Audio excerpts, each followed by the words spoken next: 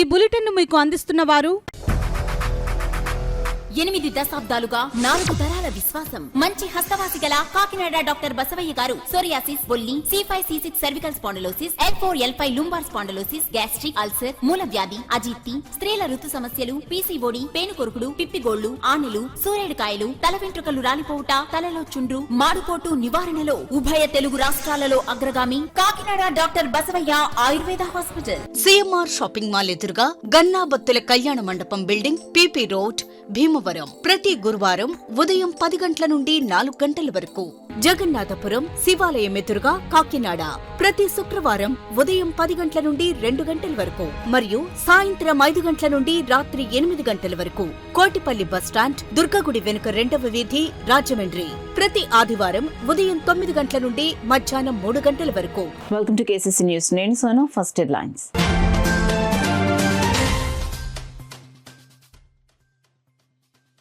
ద్విచక్ర వాహనదారులు తప్పనిసరిగా హెల్మెట్ ధరించాలి. జిల్లా ఎస్పీ జి. బిందు మాధవ్ విజ్ఞప్తి.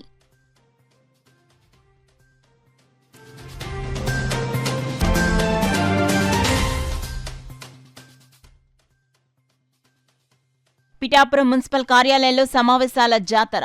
కొన్ని విభాగాలకు చెందిన అధికారులు రాకపోవడంపై కౌన్సిల్ సభ్యుల ఆగ్రహం.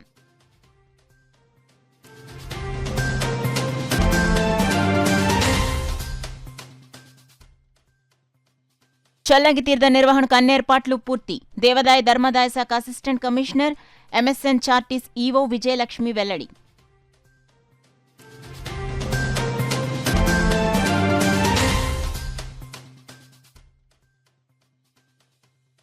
రక్తదానం మహాదానం. Aditya university chancellor N Sesha Reddy ఉద్ఘాటన.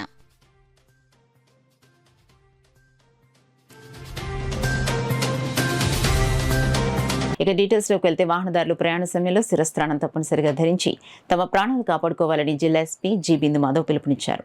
Road భద్రతా మాసోత్సవాల కార్యక్రమంలో భాగంగా చేపట్టిన బైక్ ర్యాలీని జిల్లా ఎస్పీ బిందు మాధవ్ జెండా ఊపి ప్రారంభించారు. రోడ్డు భద్రతా మాసోత్సవాల కార్యక్రమంలో భాగంగా మంగళవారం ఎస్పీ జి. బిందు మాధవ్ హెల్మెట్ ర్యాలీని జిల్లా పోలీస్ కార్యాలయంలో జెండా ఊపి ప్రారంభించి స్వయంగా వాహనం నడిపి పాల్గొన్నారు. ఈ సందర్భంగా ఆయన మాట్లాడుతూ ద్విచక్ర వాహనదారులకు హెల్మెట్ ఉండటం వల్ల ప్రాణాలు కాపాడుకోవచ్చని, హెల్మెట్ యొక్క ఆవశ్యకత తెలియజేశారు. ఈ ర్యాలీ జిల్లా కార్యాలయం నుండి ప్రారంభమై బానుగుడి జంక్షన్ మెయిన్ రోడ్ మీదుగా మసీద్ సెంటర్, బాలాజీ చెరువు సెంటర్, జెడ్పీ జంక్షన్, నూకాలమ్మ తల్లిగుడి, బానుగుడి జంక్షన్ నుండి జిల్లా కార్యాలయానికి చేరుకుంది. ఈ ర్యాలీలో కాకినాడ జిల్లా ఎస్పీ జి. బిందు మాధవ్, జిల్లా ట్రాన్స్పోర్ట్ కమిషనర్ శ్రీధర్ ఒకే వాహనంపై హెల్మెట్ ధరించి ప్రయాణించారు. ఈ ర్యాలీలో కాకినాడ SDPO మనీష్, దేవరాజ్ పాటిల్ పాల్గొన్నారు. ఈ ర్యాలీకి traffic 1 inspector Ramesh, traffic 2 inspector Ramarao మరియు మోటార్ వెహికల్ ఇన్స్పెక్టర్ హరినా సారథ్యం వహించారు. ఈ కార్యక్రమంలో పోలీస్ శాంతి భద్రతల సిబ్బంది, పోలీస్ ట్రాఫిక్ సిబ్బంది, NHAI సిబ్బంది, మహిళా రక్షక్, డాక్టర్లు, లారీ డ్రైవర్లు, క్లీనర్లు మరియు ద్విచక్ర వాహనదారులు సుమారు 400 మంది ర్యాలీలో పాల్గొన్నారు. 15 ఫిబ్రవరి 2025 దాకా రోడ్ సేఫ్టీ మంత్ కండక్ట్ చేయడం జరుగుతుంది. దీనిలో భాగంగా various activities have been designated for particular days. ఈ యాక్టివిటీస్ అన్ని కంటిన్యూస్గా జరుగుతున్నాయి. నిన్న నేను ఛార్జ్ తీసుకున్న తర్వాత DTC గారు వచ్చి వాళ్ళ ట్రాఫిక్ అవేర్నెస్ ర్యాలీ ఒకటి, helmet awareness and road safety rally conduct చేద్దామని చెప్పడం జరిగింది. So today we're conducting that. Remaining programs also ఈ మంత్ డిజిగ్నేట్ చేసినవి ఏవైతే ఉన్నాయో we will conduct all of them and increase traffic safety awareness. Pithapuram municipal కార్యాలయంలో council సమావేశాల జాతర జరిగింది. తొలుత అత్యవసర సమావేశం, తర్వాత ప్రత్యేక సమావేశం, చివరిగా వార్షిక బడ్జెట్ సమావేశాన్ని అధికారులు నిర్వహించారు. అయితే ఈ సమావేశాలకు కొన్ని విభాగాలకు చెందిన అధికారులు హాజరు కాకపోవడం పట్ల కౌన్సిల్ సభ్యులు ఆగ్రహం వ్యక్తం చేస్తున్నారు. సమావేశాలు అనుకుంటున్నారా లేక కాలక్షేపానికి కబుర్లాడుకునే సమావేశాలనుకుంటున్నారా అంటూ కమిషనర్ను నిలదీశారు. పిఠాపురం మున్సిపల్ కార్యాలయంలోని కౌన్సిల్ సమావేశ హాల్లో కౌన్సిల్ అత్యవసర ప్రత్యేక 2024-25 వార్షిక బడ్జెట్ సమావేశాలు చైర్పర్సన్ గండేపల్లి సూర్యావతి రామారావు అధ్యక్షతన జరిగాయి. వైస్ చైర్పర్సన్లు, కౌన్సిలర్లు, కమిషనర్ కనకారావు, 2-3 విభాగాల అధికారులు హాజరయ్యారు. అయితే మిగిలిన విభాగాల అధికారులు హాజరు కాకపోవడంపై కౌన్సిలర్లు బోనుదేవ, పెదపాటి నాగేశ్వరరావు, సామారావుతు, లలిత కమిషనర్ను ప్రశ్నించారు.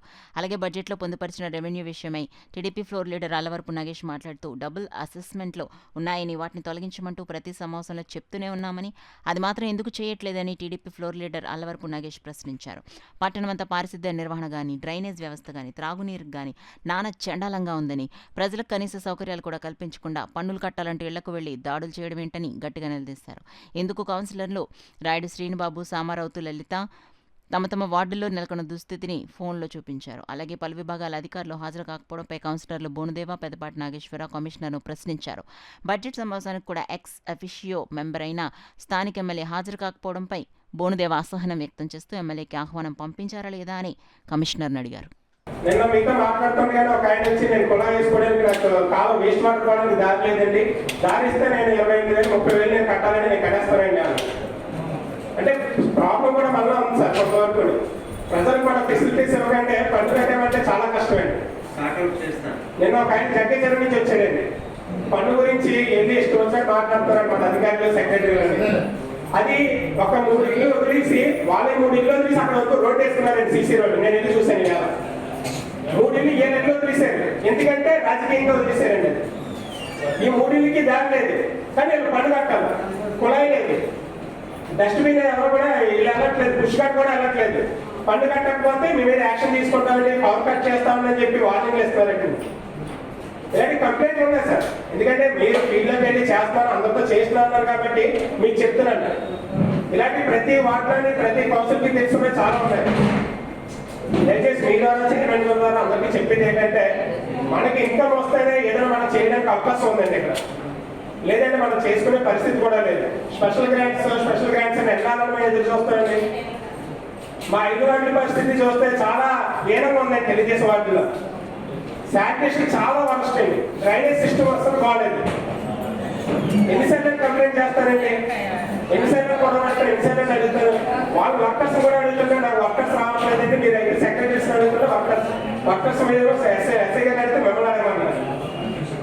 అసలు సిస్టమే బాగాలేదు సార్. ఇంకా మా వీధులు ఇంకా ఇప్పటికే ఒక్క బ్లీచింగ్ కొట్టున్నట్టు ఆంజనేయ స్వామి గుడి దగ్గర మెయిన్ రోడ్ అండి, వేల మంది తిరుగుతూ ఉంటారండి. డస్ట్బిన్ లాగా ఉంటుంది ఆ ఏరియా అంతానే. అది తీసాక ముగ్గు పట్టండి అంటే ముగ్గు లేదండి, బ్లీచింగ్ లేదండి. ప్రతిరోజు నేను పొద్దుట వెహికల్ రాగానే ఆగి అదే చెప్తాను. ఎస్ఐ గారు ఫోన్ చేస్తే నేను పంపిస్తానండి అంటారు. ఏమీ ఇట్లేదు, శానిటేషన్ సెక్రటరీ కూడా పట్టించుకోవట్లేదు.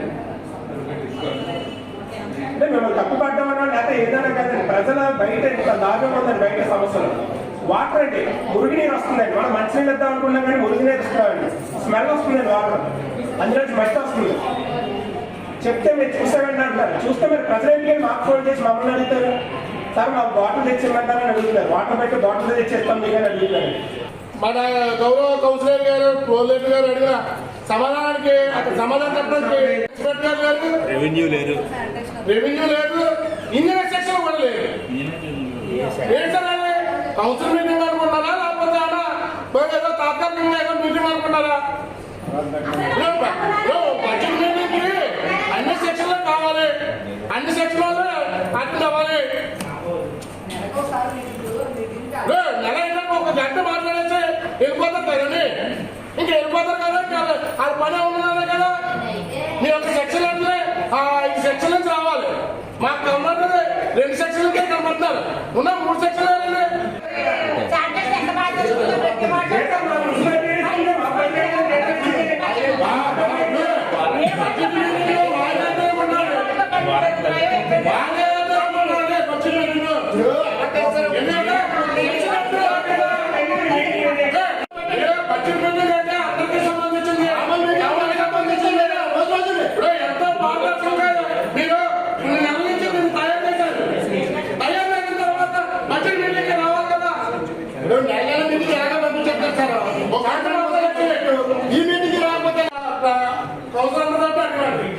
బడ్జెట్ మీటింగ్ ప్రతినిధి బడ్జెట్ మీటింగ్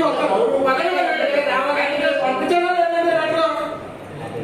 మరి ఏమన్నారండి ఆయన వస్తారా లేదా? మీరు మీ యొక్క ఎమ్మెల్యే గారు గవర్నమెంట్ జనసేన కౌన్సిలర్ చైర్మన్ అయిన తర్వాత ఆయన కౌన్సిల్ అనుకున్నారండి.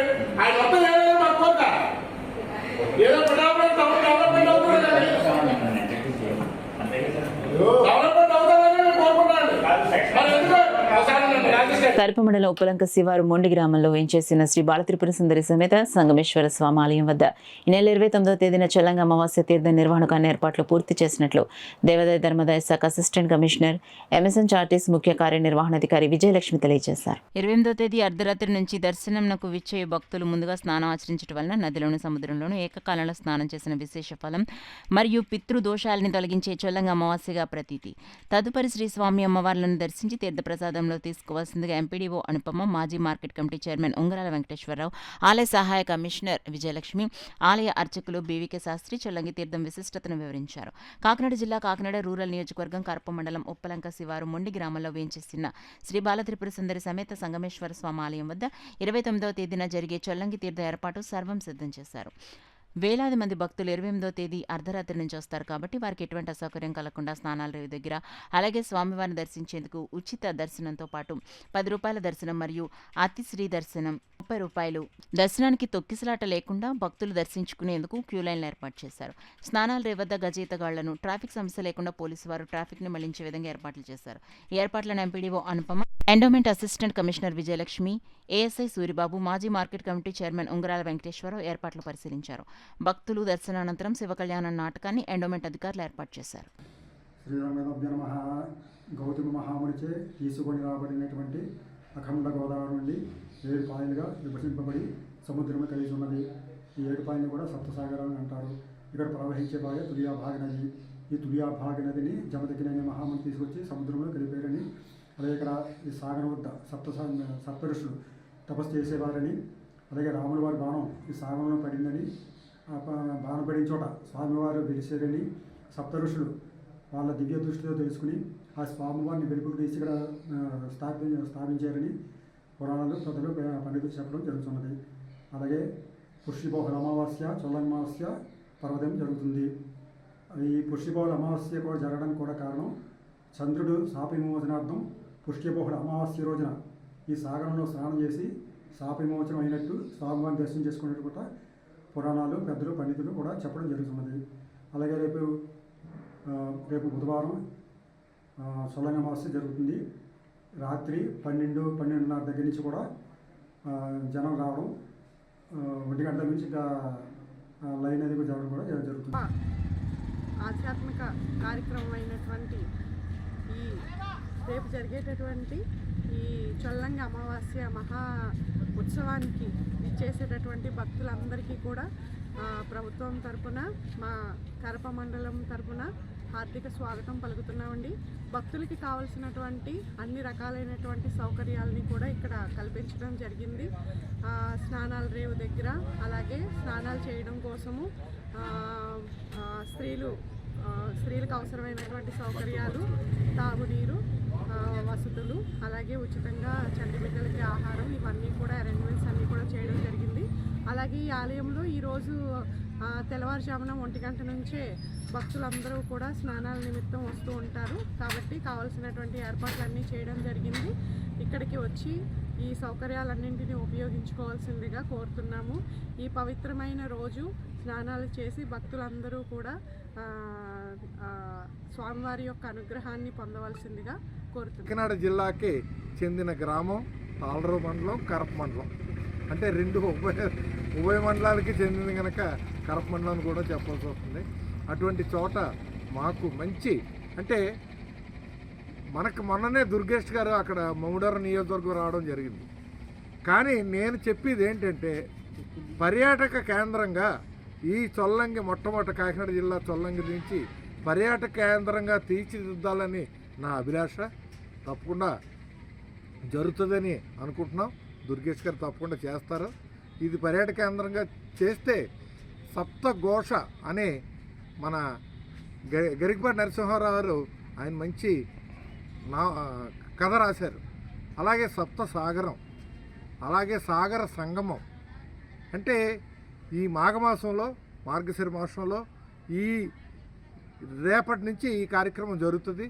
ఈ సప్తసాగరం కూడా 7 రోజులు కూడా 7 నదులు, అంటే ఇంచుమించు అక్కడ వరకు అంతర్వేది వరకు కూడా సముద్రయానం చేస్తారు. ఈ నావలో అందరూ కూడా భక్తులు అందరూ కూడా, అంటే వ్రతం ఆచరించే వాళ్ళందరూ కూడా ఆ ఋషులు అందరూ కూడా చేస్తారని అనుకుంటూ ఇది సక్సెస్ అవ్వాలని డిపార్ట్మెంట్, పోలీస్ డిపార్ట్మెంట్ వారు కూడా వాళ్ళు కూడా అందరూ కూడా బాగా చేస్తారని, వచ్చిన వాళ్ళందరికీ కూడా పాలు, పిల్లలు ఎవరైతే ఉన్నారో వాళ్ళకి పాలు ఇస్తారో. సూర్యంపాలెం ఆదిత్య విద్యా ప్రాంగణంలో మెగా రక్తదాన శిబిరం విజయవంతంగా నిర్వహించడం జరిగింది. ఈ మెగా రక్తదాన శిబిరం ప్రారంభోత్సవ కార్యక్రమంలో ఆదిత్య విద్యా సంస్థల chairman, Aditya university chancellor doctor Nallamilli Sesha Reddy, Aditya విద్యా సంస్థల general secretary Shrimati Lakshmirajyam, professor chancellor doctor Nallamilli Satish Reddy, deputy professor chancellor doctor M Srinivas Reddy పాల్గొన్నారు. అనంతరం విలేకరుల సమావేశంలో డాక్టర్ శేషారెడ్డి మాట్లాడుతూ ప్రతి సంవత్సరం ఆదిత్య వ్యవస్థాపక సభ్యులు, ఆదిత్య విద్యా సంస్థల జనరల్ సెక్రటరీ శ్రీమతి నల్లమిల్లి లక్ష్మీరాజ్యం జన్మదినం జనవరి 28వ తేదీ సందర్భంగా ఈ రక్తదాన శిబిరాన్ని ఎంతో ప్రతిష్టాత్మకంగా నిర్వహించడం జరుగుతుందని, దీనికి యాజమాన్యం, సిబ్బంది మరియు విద్యార్థులు పెద్ద సంఖ్యలో పాల్గొని రక్తదానం చేయడం జరుగుతుందని తెలియజేశారు. ఈ సంవత్సరం కూడా 1350 మంది సిబ్బంది మరియు విద్యార్థులు ఈ రక్తదాన శిబిరంలో రక్తదానం చేయడం జరిగిందని తెలియజేశారు. విద్యార్థుల సమాజ సేవాభావం కలిగించేందుకు ప్రతి సంవత్సరం విద్యార్థులచే ఈ రక్తదాన శిబిరం ఏర్పాటు చేయడం జరుగుతుందన్నారు. జనవరి మరియు ఆగస్టు నెలల్లో తప్పనిసరిగా సంవత్సరానికి 2 సార్లు మెగా రక్తదాన శిబిరాలు ఏర్పాటు చేస్తూ అవసరం మేరకు ప్రతి 2 నెలలకు విద్యార్థులు బ్లడ్ బ్యాంకులకు వందల సంఖ్యలో రక్తదానం చేయడం జరుగుతుందని, అంతేకాకుండా కొన్ని రేర్ గ్రూపుల రక్తదాతలను గుర్తించి అవసరమైన సందర్భాల్లో ఫోన్ ద్వారా సమాచారం అందుకుని రక్తదానం చేసే విభాగం కొన్ని గ్రూపులు ఏర్పాటు చేయడం జరిగిందని తెలిపారు. ఈ కార్యక్రమంలో ఉభయ గోదావరి జిల్లాల్లో గల ప్రముఖ బ్లడ్ బ్యాంక్, కాకినాడ రాజమహేంద్రవరం ప్రభుత్వ ఆసుపత్రులతో పాటు కాకినాడలోని Akshaya voluntary blood bank, rotary, Indian red cross, Shri Yuvasena blood bank మరియు రాజమండ్రిలోని Vijayasri YSR Jakkampudi Rammohan Rao blood bank, Rajahmundry rotary blood bank Peddapuram వారు రక్తాన్ని సేకరించడం జరిగిందని సతీష్ రెడ్డి తెలియజేశారు. రక్తదానం మహాదానమని, వివిధ సందర్భాల్లో ప్రాణాపాయ స్థితిలో ఉన్న అనేక మంది జీవితాలను కాపాడడానికి మరియు వారి కుటుంబాల్లో వెలుగులు నింపడానికి తోడ్పడే ఈ రక్తదాన శిబిరంలో పాల్గొనే ప్రతి ఒక్కరూ అభినందనీయులని డాక్టర్ శేషారెడ్డి తెలియజేశారు. ఈ సమావేశంలో principals doctor Adireddy Ramesh, doctor K Ravishankar, doctor D Satish Kumar, STVS Kumar, వివిధ విభాగాల డీన్లు, వివిధ బ్లడ్ బ్యాంకుల ప్రతినిధులు, డాక్టర్లు మరియు వివిధ విభాగాధిపతులు, ఎన్ఎస్ఎస్ కోఆర్డినేటర్లు పాల్గొన్నారు. బులెటిన్లో షార్ట్ బ్రేక్ తీసుకుందాం. 8 దశాబ్దాలుగా 4 తరాల విశ్వాసం. మంచి హస్తవాసి గల కాకినాడ డాక్టర్ బసవయ్య గారు సోరియాసిస్, బొల్లి, C5, C6 cervical spondylosis, L4, L5 lumbar spondylosis, gastric ulcer, మూల వ్యాధి, అజీర్తి, స్త్రీల ఋతు సమస్యలు, పీసీఓడి, పేనుకొరుకుడు, పిప్పిగోళ్లు, ఆనెలు, సూరేడుకాయలు, తల వెంట్రుకలు రాలిపోవుట, తలలో చుండ్రు, మాడుకోటు నివారణలో ఉభయ తెలుగు రాష్ట్రాలలో అగ్రగామి Kakinada doctor Basavaiah Ayurveda hospital. CMR shopping mall ఎదురుగా గన్నాబత్తుల కళ్యాణ మండపం బిల్డింగ్, పీపీ రోడ్, భీమవరం. ప్రతి గురువారం ఉదయం 10 గంటల నుండి 4 గంటల వరకు. జగన్నాథపురం శివాలయం ఎదురుగా కాకినాడ ప్రతి శుక్రవారం ఉదయం 10 గంటల నుండి 2 గంటల వరకు మరియు సాయంత్రం 5 గంటల నుండి రాత్రి 8 గంటల వరకు. కోటిపల్లి బస్టాండ్, దుర్గగుడి వెనుక 2వ వీధి, రాజమండ్రి ప్రతి ఆదివారం ఉదయం 9 గంటల నుండి మధ్యాహ్నం 3 గంటల వరకు. Welcome back to KCC news. Thomas Alva Edison కనిపెట్టిన బల్బ్ కి పేటెంట్స్ వచ్చిన సందర్భంగా జరిగే electrical day Peddapuram private electrical workers union ఆధ్వర్యంలో ఘనంగా జరిగింది. యాసలపు సూర్యరావు భవన్లో సంఘం గౌరవాధ్యక్షులు చింతల సత్యనారాయణ అధ్యక్షతన జరిగింది. ఈ సందర్భంగా ఏఎల్ఓ రవికుమార్, సిఐటియు జిల్లా ప్రధాన కార్యదర్శి చెక్కల రాజ్ కుమార్ ముఖ్య అతిథిగా హాజరై మాట్లాడారు. ఎలక్ట్రికల్ వర్కర్స్ అందరూ ఐక్యంగా ఉండాలని కోరారు. అందరం కలిసిమెలిసి నడవాలని పిలుపునిచ్చారు. థామస్ అల్వా ఎడిసన్ తను బల్బును కనిపెట్టడానికి అవసరమైన కృషి ఎంత చేశారో మనమందరం తెలుసుకోవాలన్నారు. ఈ సందర్భంగా జెండా ఆవిష్కరణ నాలం శ్రీనివాస్ చేశారు. యాసలపు సూర్యరావు భవనం నుండి ర్యాలీ జరిగింది. సంఘం అధ్యక్షులు తాడిశెట్టి గంగకు సన్మానం చేశారు. కార్యక్రమంలో సిఐటియు నాయకులు D Kranthikumar, Gadigatla Satyababu, Pandavagiri painting workers union నాయకులు నీలం శ్రీను, కరణం అప్పారావు తదితరులు పాల్గొన్నారు. సమావేశంలో పెదిరెడ్ల విష్ణు, కందికట్ల దుర్గా, భూసారి శ్రీను, షేక్ బాషా ఇబ్రహీం, కాకి దుర్గా, శ్యామల దుర్గారావు, జోగా సూర్యనారాయణ, కొన్నాల రాజు, లంక చంటి, మదిని దుర్గా ప్రసాద్ తదితరులు పాల్గొన్నారు. ప్రజా సమస్యలపై ఎస్సీ రిజర్వేషన్ల వర్గీకరణపై 3 దశాబ్దాలుగా పోరాటం చేస్తున్న అలుపెరగని యోధుడు మందా కృష్ణ మాదిగకు పద్మశ్రీ పురస్కారం ఇచ్చి గౌరవించడం యావత్ మాదిగలందరికీ దక్కిన గౌరవమని ఎంఆర్పీఎస్ రాష్ట్ర నాయకులు కొండెపూడి శ్యాంబాబు మాదిగ పేర్కొన్నారు. తెలుగు రాష్ట్రాల్లో ఎస్సీ రిజర్వేషన్ల వర్గీకరణ అమలు చేయాలనే డిమాండ్తో ఫిబ్రవరి 7న హైదరాబాద్లో 1000 గొంతులు 1,00,000 డప్పులు పేరున మాదిగలతో మందకృష్ణ మాదిగ తలపెట్టిన పోరాటానికి మద్దతుగా ఈ నెల 30న తునిలో ఉభయ గోదావరి జిల్లాల మాదిగల మహాప్రదర్శన కార్యక్రమానికి సంబంధించిన కరపత్రాలను పిఠాపురంలో శ్యాంబాబు మాదిగ ఆవిష్కరించి ఎంఆర్పీఎస్ నాయకులకు అందించారు. ఈ సందర్భంగా శ్యాంబాబు మాదిగ మీడియాతో మాట్లాడారు. కార్యక్రమంలో ఎంఆర్పీఎస్ నాయకులు బాల తదితరులు పాల్గొన్నారు. 1,00,000 డప్పులు 1000 గొంతులు అనే కార్యక్రమానికి ప్రభుత్వాలు రెండూ కూడా ఏదైనా అవాంఛనీయ సంఘటనలను కలుగు చేస్తే ఈ ఆంధ్ర రాష్ట్రంలో ఉన్నటువంటి ఎంఆర్పిఎస్ చూస్తూ ఊరుకోదని, దానికి ధీటుగానే బదులు చెబుతామని, దానికి సపోర్టుగా ఫిబ్రవరి 7వ తారీఖున జరిగే కార్యక్రమానికి సపోర్టుగా ఈ నెల 30వ తారీఖున తుని పట్టణంలో బ్రహ్మాండమైనటువంటి 1000 డప్పులతో అనుబంధంగా, హైదరాబాద్కి అనుబంధంగా ఒక ప్రదర్శన చేస్తూ ఉన్నాం.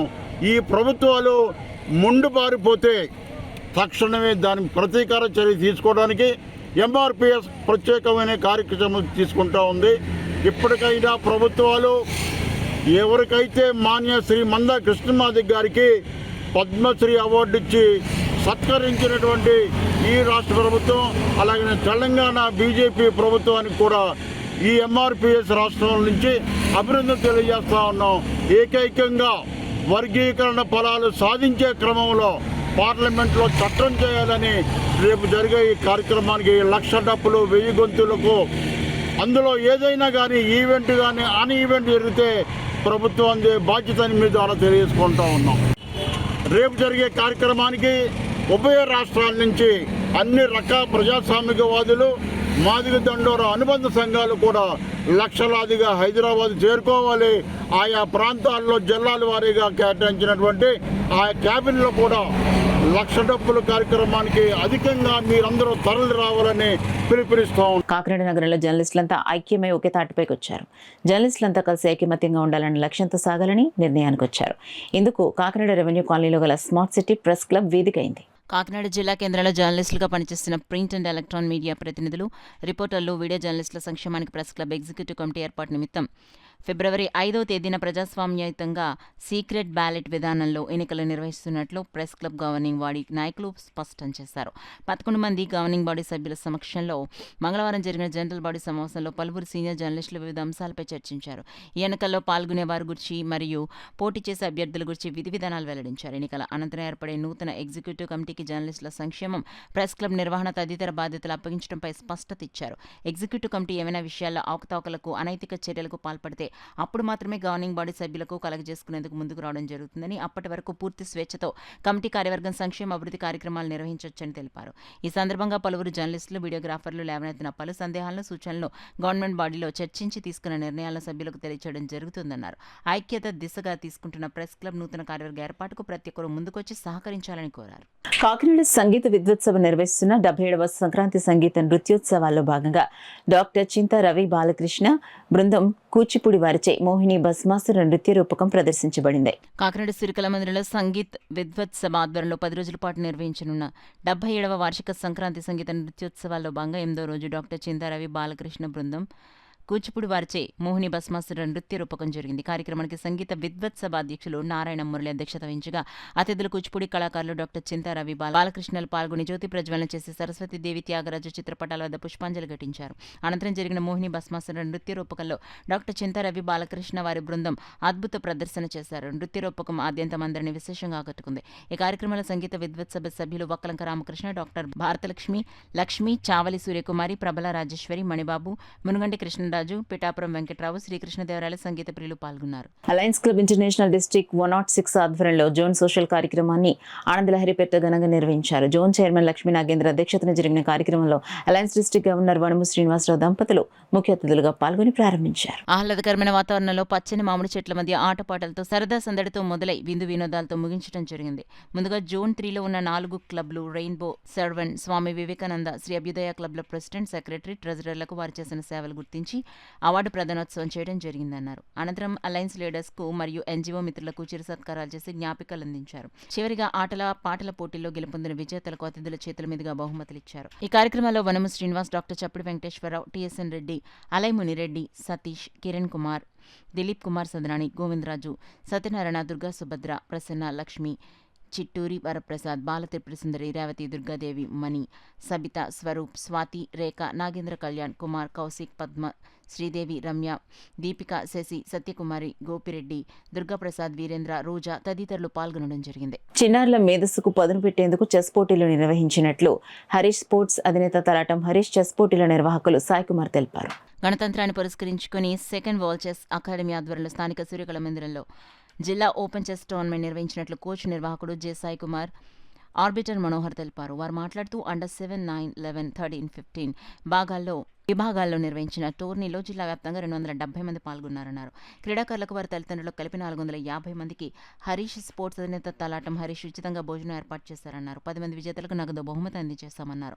20 మంది బాలబాలికలకు ట్రోఫీలను ముఖ్య అతిథుల చేతుల మీదుగా అందించారు. 2 పట్టణ సిఐ అప్పలనాయుడు, కోచ్లు వరప్రసాద్, నరేష్, ఫణికుమార్, స్వర్ణ తదితరులు పాల్గొన్నారు.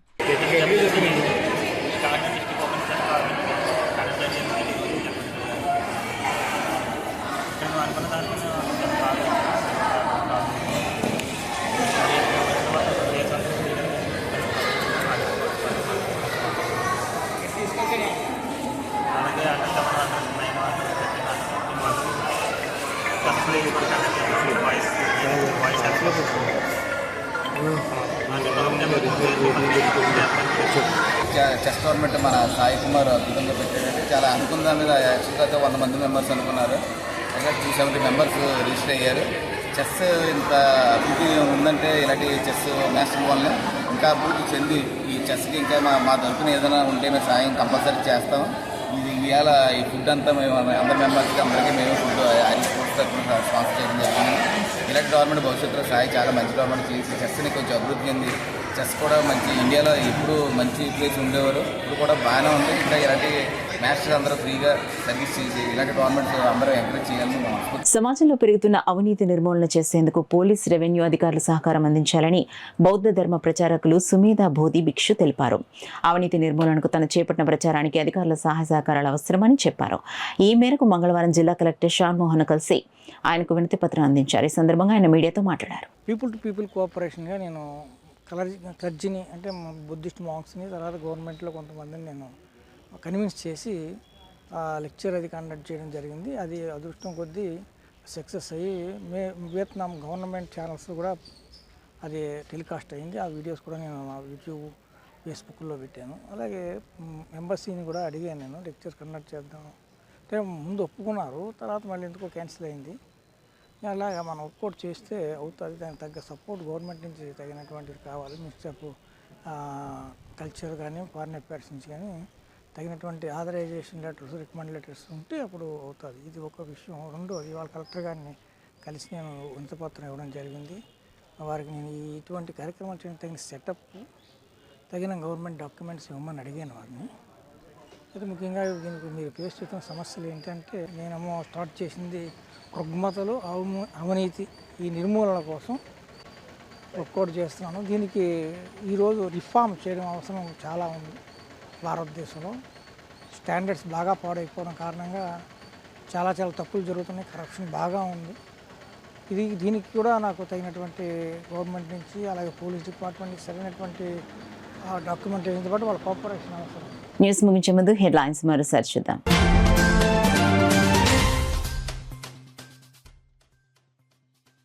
ద్విచక్ర వాహనదారులు తప్పనిసరిగా హెల్మెట్ ధరించాలి. జిల్లా ఎస్పీ జి. బిందు మాధవ్ విజ్ఞప్తి.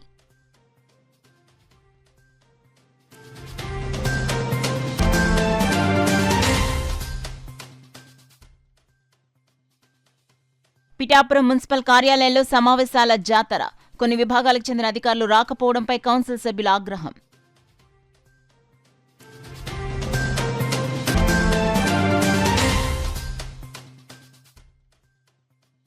చల్లంగి తీర్థ నిర్వహణకు అన్ని ఏర్పాట్లు పూర్తి. దేవాదాయ ధర్మాదాయ శాఖ assistant commissioner MSN charities EO Vijayalakshmi వెల్లడి.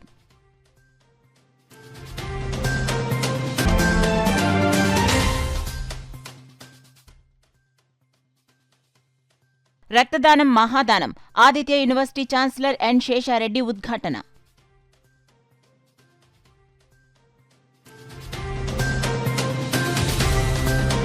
That's all for now. This is Sona. For more local updates, keep watching KCC News.